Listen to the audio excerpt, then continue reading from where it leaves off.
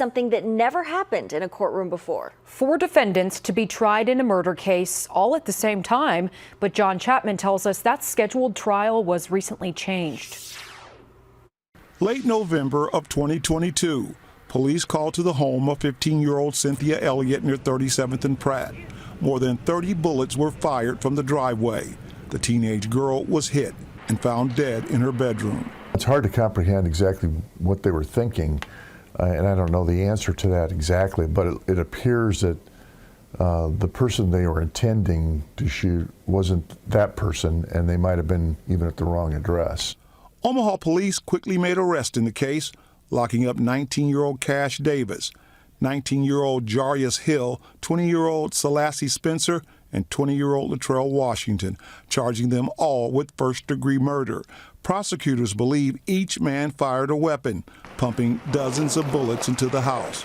Prosecutors plan to do something they had never done before: try all 4 defendants at the same time in the same court proceeding. Douglas County Attorney Don Klein says trying all 4 defendants at once would prevent witnesses from testifying 4 different times at 4 different trials. It would move things along quickly and also save taxpayer dollars. It would also put a lot of people in the courtroom.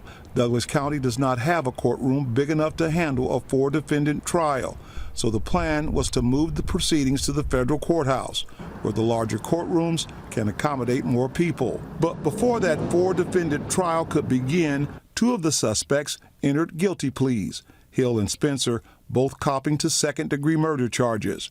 Right now, Davis and Washington will stand trial for first-degree murder. Once again, the Douglas County attorney dealing with young people committing violent crimes. Just unbelievable, really, when you think about it. They have the capacity to have guns and to be doing these kinds of acts where they put many, many people at risk when they do, including themselves. On your side in Omaha, I'm John Chapman, 6 News.